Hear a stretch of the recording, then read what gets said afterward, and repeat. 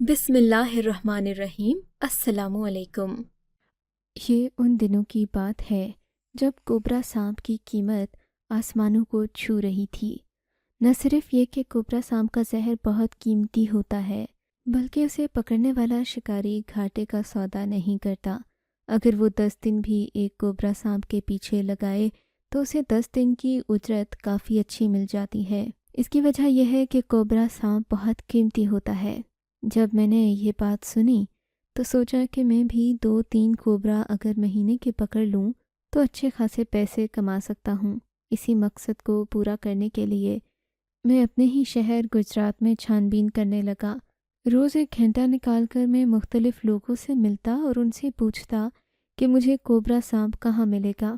یہاں کے لوگوں میں کوئی بھی ایسا نہیں تھا جو سانپ کا کاروبار کرتے ہوں یا پھر سانپوں کے بارے میں معلومات رکھتے ہوں۔ میں نے سوچا کہ میں کسی طرح سپیرے کے پاس جاؤں، مگر سپیرے ڈھونڈنا بھی بڑا مشکل ہے، کیونکہ سانپوں کا کاروبار کرنے والے لوگ بڑے خفیہ اور پوشیدہ رہتے ہیں۔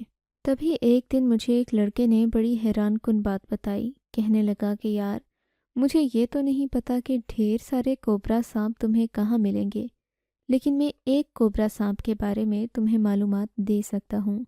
میں تمہیں یہ بتا سکتا ہوں کہ وہ کب اور کہاں آتا ہے، اور تمہیں اسے پکڑنے کا طریقہ بھی بتا دوں گا، پر اس کے لیے تمہیں مجھے کچھ روپے دینے ہوں گے۔ اس نے مجھ سے صرف 500 روپے مانگے تھے۔ میں نے سوچا کہ 500 روپے کے بدلے میں یہ معلومات کافی اہم ہے، مگر میں یہ نہیں جانتا تھا کہ یہ کوبرا سانپ مجھے حیرتوں اور انکشافات کی ایک نئی دنیا میں لے جائے گا، جہاں مجھ پر ایسے ایسے راز کھلیں گے جن پر یقین کرنا میرے لیے بہت مشکل ہو جائے گا۔ بہرحال وہ لڑکا مجھے قبرستان لے گیا۔ قبرستان میں پہنچتے ہی میں نے اس سے سوال کیا کہ یہاں کوبرا سانپ کیسے آئے گا؟ کہنے لگا وہ تم مجھ پر چھوڑ دو، میں تقریباً 1 مہینے سے ایک قبر کو دیکھ رہا ہوں۔ اس قبر پر شام کے 5 بجے کے قریب روز ایک کوبرا سانپ آ جاتا ہے۔ میں نے تو کبھی ایسا موقع نہیں دیکھا کہ اس قبر کے پاس سے گزروں اور مجھے وہ سانپ نہ نظر آیا ہو۔ میں کوبرا سانپ کی پہچان بھی اچھے سے جانتا ہوں۔ اس کا سر انسانی ہاتھ جتنا ہوتا ہے۔ میں نے کبھی اس کے پاس جا کر نہیں دیکھا، دور سے میں نے اس کی تصویر بھی بنائی ہے، یہ تم دیکھ سکتے ہو۔ اس لڑکے نے اپنے موبائل سے کھول کر جب مجھے وہ تصویر دکھائی تو میری آنکھیں کھلی کی کھلی رہ گئیں۔ وہ واقعی میں وہ بہت بڑا کوبرا سانپ تھا۔ اسے دیکھ کر ہی انسان کے جسم میں مارے خوف کے چونٹیاں رینگنے لگ جائیں۔ مگر میں نے اسی سانپ کو پکڑنا تھا، پر پکڑنے سے پہلے میں اسے دیکھنا چاہتا تھا۔ یہ میری زندگی کا پہلا سانپ تھا۔ میں نے سوچ لیا تھا کہ میں سانپ کو اچھے طریقے سے دیکھوں، تصویریں اتاروں گا اور کچھ دن بس اسے دیکھتا ہی رہوں گا۔ اسے پکڑنے کی کوشش فوراً نہیں کروں گا۔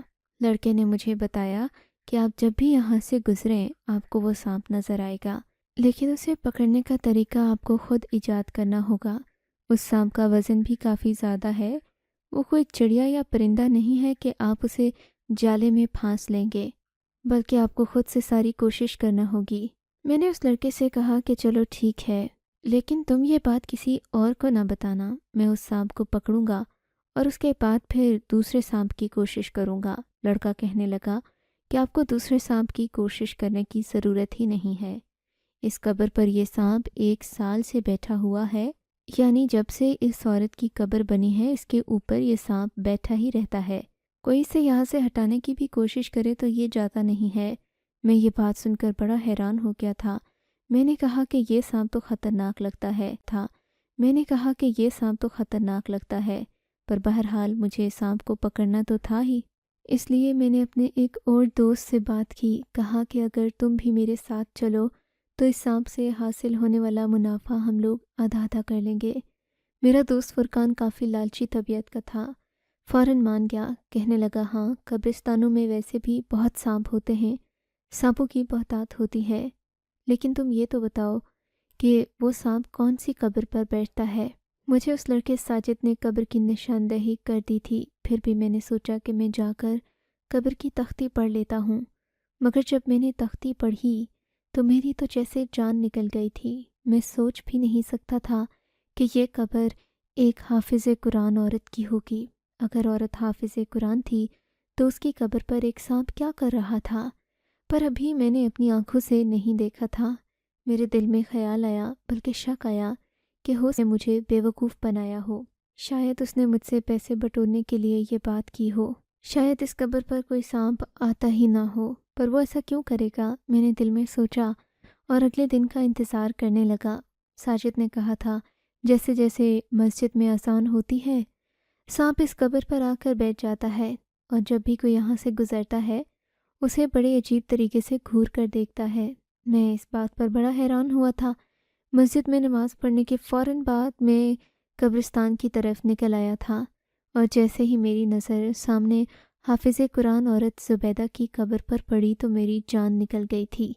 کالے سیاہ رنگ کا ایک ناگ اپنا پھن پھیلائے وہاں یوں بیٹھا تھا جیسے وہ اس جگہ کا حکمران ہو۔ میری نظر جب اس سانپ کی آنکھوں پر پڑی تو میرے رونگٹے کھڑے ہو گئے تھے، کیونکہ اس سانپ کی آنکھیں کوئی عام سانپوں جیسی نہیں تھیں، مانو تو اس کی آنکھوں سے لال انگارے نکل رہے تھے۔ چاہ کہ میں اسے پکڑوں گا کیسے، اسے تو دیکھا نہیں جا رہا، یہ تو کوئی قبر کا خاص سانپ لگتا ہے۔ فرقان نے بھی جب اس کوبرے کو دیکھا تو اس نے بھی یہی بات کی، کہنے لگا میرے دوست ہم اس منصوبے سے پیچھے ہٹ جائیں تو بہتر ہوگا، کیونکہ یہ سانپ مجھے قبر کا خاص سانپ لگتا ہے جسے عذاب کے لیے مردے پر مسلط کیا جاتا ہے۔ کہیں ایسا نہ ہو کہ ہم اسے پکڑنے کی کوشش کریں تو یہ ہم پر ہی مسلط ہو جائے۔ میں نے یہ بات سنی تو میری جان نکلنے لگی۔ میں نے کہا یار اگر یہ قبر کے مردے پر عذاب بن کر مسلط ہوتا تو پھر یہ قبر کے اندر ہوتا، یہ قبر کے باہر کیا کر رہا ہے؟ آخر اور بھی تو یہاں پر ایسے لوگ ہوں گے جنہیں عذاب ہو رہا ہوگا، صرف اسی قبر کا سانپ قبر کے باہر کیوں بیٹھا ہے؟ میری بات سن کر فرقان مجھے مزید ڈانٹنے لگا، خدا کے لیے تم اس سانپ کے کاروبار سے باز آ جاؤ، ایسا نہ ہو کہ یہ قدرت کی چھوڑی ہوئی بلا ہم پر مسلط ہو جائے تو ہم کیا کریں گے؟ کیا کبھی تم نے اس بات کے بارے میں سوچا ہے؟ فرقان مجھے ڈرانے کی کوشش کر رہا تھا۔ میں نے سوچا کہ فرقان سے دوستی کرنے سے اچھا ہے کہ میں اس قبرستان کے گورکھن سے مشورہ کر لوں، کم از کم وہ مجھے کوئی ایسی بات تو بتائے گا جو کہ فائدہ مند ہوگی میرے لیے، اور میں اپنا کاروبار چلا سکوں گا۔ اگلے ہی دن میں نے فرقان کی بجائے گورکھن سے بات کرنا شروع کی۔ میں نے اسے بتایا کہ یہ معاملہ ہے، میں ایک سانپ کو پکڑنا چاہتا ہوں جو کہ حافظہ زبیدہ کی قبر پر بیٹھتا ہے۔ یہ سننا تھا کہ گورکھن اپنے کانوں کو ہاتھ لگانے لگا۔ خدا کا خوف کرو میاں، یہ تم کیسی باتیں کر رہے ہو؟ جو تم کہتے ہو وہ ممکن نہیں ہے۔ ایسی باتیں صرف کہانیوں اور قصوں میں ہی اچھی لگتی ہیں۔ اگر تم اس سانپ کو پکڑنے کی کوشش کرو گے تو جانتے ہو تمہارے ساتھ کیا ہوگا؟ وہ سانپ اس قبر کو چھوڑ کر تمہارے پیچھے پڑ جائے گا، کیونکہ اگر اس قبر میں موجود عورت کوئی نیک خاتون ہوتی تو اس کی قبر پہ یہ سانپ کیوں مسلط ہوتا؟ یقیناً اس سے کوئی بہت بڑا گناہ سرزد ہوا ہے، تبھی تو اس کی قبر پہ اتنا موٹا بڑا سانپ بیٹھا رہتا ہے۔ اس کے پیچھے کوئی نہ کوئی وجہ تو ہوگی نا۔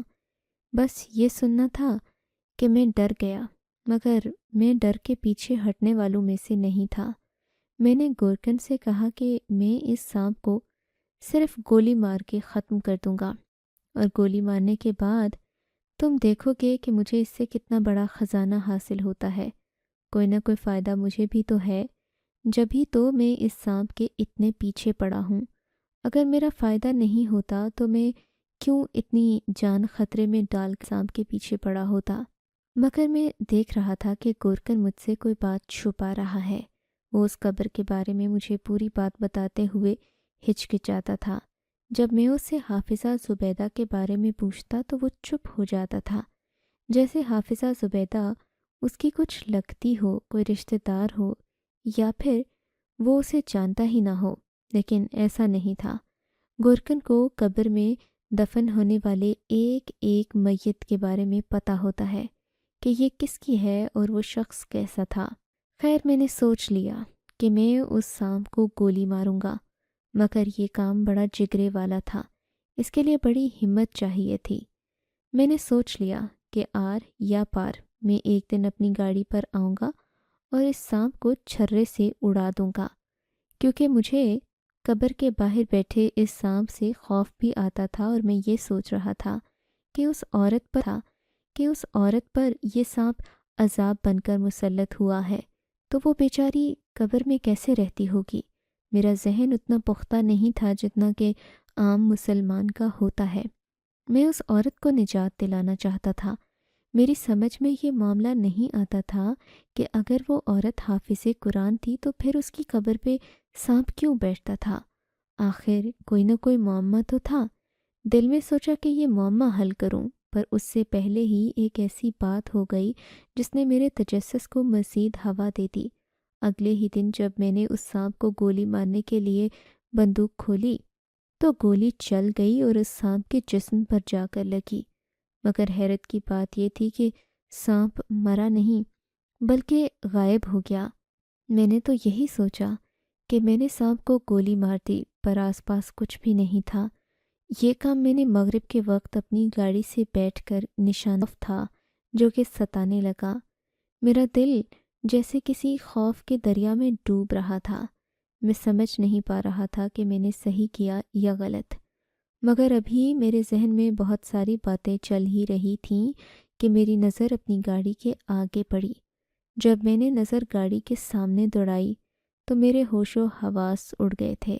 وہی سانپ جو کہ کالا اور 6 فٹ لمبا، تقریباً 1 فٹ چوڑا ہوگا، میری گاڑی کے بالکل سامنے بیٹھا ہوا تھا، پھن پھیلائے نہایت غصے میں۔ اسے دیکھ کر میری جان نکل گئی تھی۔ میں نے کبھی اتنا بڑا اژدہا اپنے سامنے نہیں دیکھا تھا۔ آج اتنے بڑے سانپ کو اپنے سامنے دیکھ کر میری روح لرزنے لگی۔ میرے تو ہاتھ پاؤں کانپنے لگے، بلکہ میں پورے کا پورا ٹھنڈا پڑ گیا تھا۔ سمجھ نہیں آتا تھا کہ میں یہاں سے بھاگوں، گاڑی سے نکلوں یا گاڑی میں ہی بیٹھا رہ جاؤں۔ وہ سانپ رفتہ رفتہ میری گاڑی کی طرف بڑھنے لگا، یہاں تک کہ وہ میری گاڑی کے فرنٹ والے حصے پر آ کر بیٹھ گیا تھا۔ بس میں تو اپنے رب کو یاد کر رہا تھا۔ قریب تھا کہ وہ سانپ اپنے بھاری بھرکم وجود کو میری گاڑی کے شیشے پر ڈال کر شیشہ توڑ دیتا اور مجھے ڈس لیتا کہ مسجد سے اذان کی آواز سنائی دی۔ اس سانپ نے جلدی سے قبر کی راہ لی اور جا کر سیدھا قبر کے اوپر بیٹھ گیا تھا۔ وہ مجھے یوں غصے بھری نگاہوں سے دیکھ رہا تھا جیسے کہ مجھے زندہ کھا جائے گا۔ جب میں نے یہ منظر دیکھا تو وہاں سے بھاگنے میں ہی عافیت جانی۔ میرا دل بری طرح سے دھڑک رہا تھا، میرا پورے کا پورا وجود پسینے میں شرابور تھا۔ مجھے سمجھ نہیں آتی تھی کہ یہ مجھ سے کیا ہو گیا ہے۔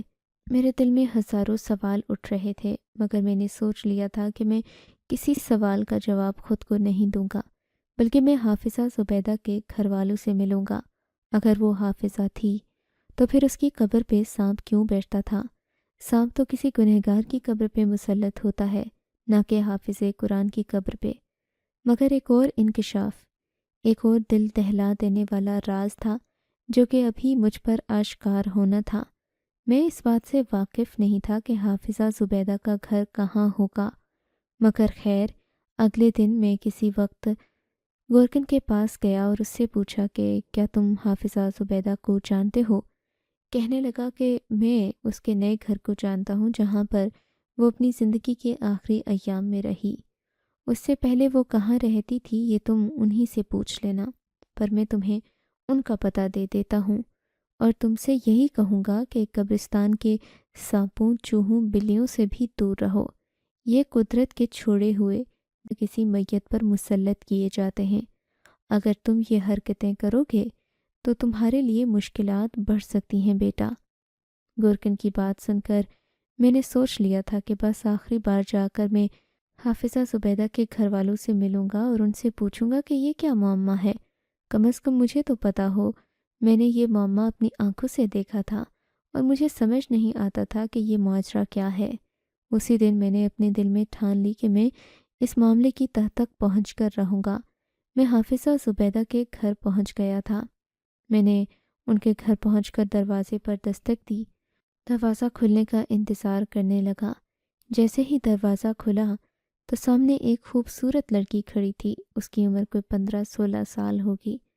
میں اسے دیکھتا ہی رہ گیا۔ میں نے فوراً سے اسے اپنا تعارف کروایا کہ میں حافظہ زبیدہ کے بارے میں بات کرنے آیا ہوں۔ جیسے ہی اس نے میرے منہ سے حافظہ زبیدہ میں بات کرنے آیا ہوں جیسے ہی اس نے میرے منہ سے حافظہ زبیدہ کا نام سنا، اس نے دروازہ کھٹاک سے میرے چہرے پر ہی بند کر دیا۔ لگ رہا تھا کہ اسے زبیدہ کا ذکر سن کر کچھ خاص خوشی نہیں ہوئی تھی۔ میں حیران ہونے لگا۔ مجھے تو گورکن نے بتایا تھا کہ حافظہ زبیدہ کی بیٹی اس گھر میں رہتی ہے، جوان سی ہے، عمر 16-17 سال ہے، اور اس کی بیٹی نے ہی اپنی ماں کے بارے میں ذکر سن کر دروازہ میرے منہ پر بند کر دیا۔ کیا اس کا مطلب یہ تھا کہ حافظہ زبیدہ کی بیٹی بھی اس سے بدگمان تھی اور اس کے بارے میں کوئی بات نہیں کرنا چاہتی تھی؟ مگر اس کی وجہ کیا تھی؟ وہ تو حافظ قرآن تھی۔ میں نے دل میں سوچا، اب میں کس سے بات کروں اور کیا کروں؟ دل میں سوچنے لگا۔ تبھی گورکن کے پاس واپس گیا اور اس سے کہا، خدا کے لیے مجھے حافظہ زبیدہ والا سارا معاملہ بتا دو، میں اس کی حقیقت نہ چاہتا ہوں۔ میری بات سن کر گورکن نے میرے آگے ہاتھ جوڑ دیے اور بولا، دیکھو بیٹا، یہ معاملہ جتنا گھمبیر ہے اتنا ہی پیچیدہ اور عجیب و غریب بھی ہے۔ اگر تم اس بارے میں جانو گے تو کہیں تمہیں کوئی نقصان نہ پہنچ جائے۔ گورکن کی بات نے میرے تجسس میں مزید اضافہ کر دیا تھا۔ آپ مجھے اس کے پرانے گھر کا پتہ بتا سکتے ہیں؟ میں نے گورکن سے پوچھا تو گورکن نے اپنی نگاہیں جھکا لیں اور بولا، اس کا پتہ میں تمہیں بتاؤں گا تو مجھے شرم آئے گی اور شاید تمہیں بھی یقین نہیں آئے گا کہ حافظہ زبیدہ کیسے علاقے سے تعلق رکھتی تھی۔ میں گورکن کا سارا مطلب سمجھ گیا تھا، مگر خاموش تھا، اس کے منہ سے سننا چاہتا تھا۔ بالآخر اس نے مجھے اسی جگہ کا پتہ بتایا جہاں پر شریف لوگ جاتے تو ضرور ہیں، مگر صرف رات کے وقت۔ میں سمجھ گیا تھا کہ حافظہ زبیدہ کا تعلق کس علاقے سے ہے۔ اس نے مجھے پتہ ایک کاغذ پر لکھ کر دے دیا۔ دن حافظہ زبیدہ کے پتے پر پہنچ گیا تھا۔ میں نے جا کر وہاں حافظہ زبیدہ کا نام لیا تو وہاں کے لوگوں کا رد عمل مختلف تھا۔ سب نے مجھے حیرت سے دیکھا، لیکن خیر، میں جس کام کے لیے آیا تھا وہ تو اس معاملے کی تفتیش کرنا تھا جو کہ میرے سامنے تھا۔ ان میں سے ایک آدمی مجھے بڑا سمجھدار لگ رہا تھا۔ میں نے اسے حافظہ زبیدہ کا نام لے کر پوچھا کہ کیا آپ اسے جانتے ہیں؟ کہنے لگا، ہاں، میں نہیں جانوں گا تو اور کون جانے گا انہیں؟ وہ میری والدہ تھیں اور میں ان کا بدبخت بیٹا ہوں۔ یہ سننا تھا کہ جیسے میرے حواسوں پر بجلی آن گری۔ میں نے کہا، کیا تم واقعی ان کے بیٹے ہو؟ اگر تم ان کے بیٹے ہو تو پھر مجھے ان کی کہانی بھی سنا دو۔ میں ان کی قبر سے ہو آیا ہوں، وہاں پر ایک بڑا کوبرا سانپ بیٹھا ہے۔ جاننا چاہتا ہوں کہ وہ تو حافظ قرآن تھیں۔ اس گندے محلے میں رہ کر بھی انہوں نے پھر مرنے کے بعد قبر پر ایک سانپ کا بیٹھنا میری سمجھ سے باہر ہے۔ تو مجھے سچ سچ بتا دو کہ کیا معاملہ ہے۔ میں تو اس سانپ کو مار رہا تھا۔ میں چاہتا تھا کہ قبر میں موجود خاتون کو عذاب نہ ہو، مگر یہ تو اللہ کے معاملات ہیں۔ تم بتا دو کہ سچ کیا ہے۔ اگر سچ یہی ہے جو میں سمجھ رہا ہوں تو تم اپنی والدہ کی مغفرت کے لیے کوئی کام کرو۔ اس لڑکے نے میری بات سنی تو اس کی آنکھوں میں آنسو آ گئے۔ آپ نے جو دیکھا وہ آنکھوں کا دھوکہ بھی ہو سکتا ہے۔ میں آپ کو پوری حقیقت بتانے کو تیار ہوں، مگر میری ایک شرط ہے، اور شرط میں آپ کو اس کے بعد بتاؤں گا۔ یہ سننے کے بعد میں خاموش ہو گیا تھا۔ پھر اس نے اپنی کہانی سنانا شروع کی۔ میری اماں جب یہاں آئی تھیں تو 16 سال کی ایک معصوم لڑکی تھیں۔ اس سے زیادہ ان کی پہچان کوئی نہیں تھی۔ وہ ایک شریف گھرانے سے تعلق رکھتی تھیں۔ آپ یقین نہیں کریں گے مگر میرے نانا ابو ہیں۔ آپ یقین نہیں کریں گے مگر میرے نانا ابو ایک امام مسجد تھے۔ زندگی بھر انہوں نے نیک نامی میں گزاری، مگر انہیں کیا پتہ تھا کہ ان کی بیٹی کی ایک معمولی سی خطا اسے ایک ایسے بازار میں لے جائے گی جہاں عورت کی عزت ہی نہیں اس کی نسلیں بھی نیلام ہو جاتی ہیں۔ بس میری اماں کے ساتھ بھی یہی ہوا تھا، مگر ان کی رگوں میں شریف باپ کا خون دوڑ رہا تھا۔ رفتہ رفتہ انہوں نے واپس قرآن کریم کی طرف رجوع کرنا شروع کر دیا، یہاں تک کہ قرآن بھی حفظ کر لیا۔ ہمارے یہاں پر سب لوگ انہیں برا بھلا کہتے رہے۔ قرآن پڑھنے جاتی تو لوگ تانے دیتے کہ 900 چوہے کھا کر بلی حج کو چلی والا معاملہ ہو گیا۔ اس عورت کو پہلے اپنا باپ یاد نہیں آیا، مگر اب دیکھو کہ کیسے ڈرامے بازیاں کر رہی ہے تاکہ کوئی شریف آدمی اسے بیاہ کر لے جائے، مگر یہ نہیں جانتی کہ طوائفوں کی تقدیر میں شوہر نہیں ہوتے۔ کرتے رہے، مگر میری ماں ثابت قدم رہی، یہاں تک کہ انہوں نے قرآن پاک مکمل حفظ کر لیا۔ حفظ کرنے کے بعد بھی لوگوں نے اماں کی جان نہیں چھوڑی۔ اماں اپنے نام کے ساتھ حافظہ لکھتیں تو لوگ انہیں ملامت کرتے، کہتے کہ تم ایسے لوگوں کا بھی نام بدنام کر رہی ہو جن کے سینے میں قرآن ہے۔ تم یہاں رہتی ہو اور باتیں دیکھو اپنی، تم اپنے آپ کو بدلنے کی کوشش مت کرو، تم نے ساری زندگی گناہ میں گزاری ہے۔ میری ماں کسی کو کچھ نہیں کہتی تھی، پھر اس نے مرتے دم تک اس بات کا تذکرہ کیے رکھا کہ میں اپنی پہچان حافظہ کے نام سے بناؤں گی، یہاں تک کہ اپنی قبر کی تختی بھی لکھوا کر رکھ لی۔ مگر کہتے ہیں کہ زمانہ ہمیشہ انسان پر ظلم کرنے سے باز نہیں آتا۔ اماں کے ساتھ بھی کچھ انتہا پسند مذہبی لوگوں نے یہی کیا۔ وہ تختی جو اماں نے لکھوا کر رکھی تھی جلد ہی ان کی قبر پر لگ گئی، یوں اپنی موت کے بارے میں پہلے سے پتہ ہو، اور جب وہ تختی ان کی قبر پر لگی تو آس پاس کے لوگ اعتراض کرنے لگے، بولے کہ اس محلے کی عورت اپنے نام کے ساتھ حافظہ لگائے گی تو حافظوں کی بدنامی ہوگی، اس لیے ہم یہ تختی اکھاڑ پھینکیں گے۔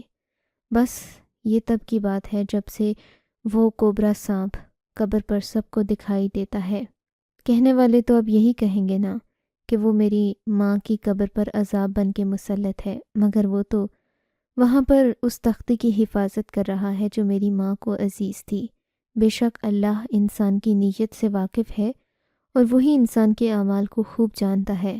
مجھے اپنی ماں پر فخر ہے کہ اس نے اتنے گندے غلیظ محلے اور معاشرے میں رہتے ہوئے اپنے آپ کو اپنے رب کے نزدیک سرخرو کر لیا۔ آپ کو اگر یہ کہانی اچھی لگی ہے تو اس ویڈیو کو لائک کیجیے، اور اس طرح کی مزید کہانیاں سننے کے لیے ہمارے چینل کو ضرور سبسکرائب کیجیے۔ کہانی سننے کا شکریہ۔ آپ سے ملاقات ہوگی اگلی ویڈیو میں، تب تک کے لیے اللہ حافظ۔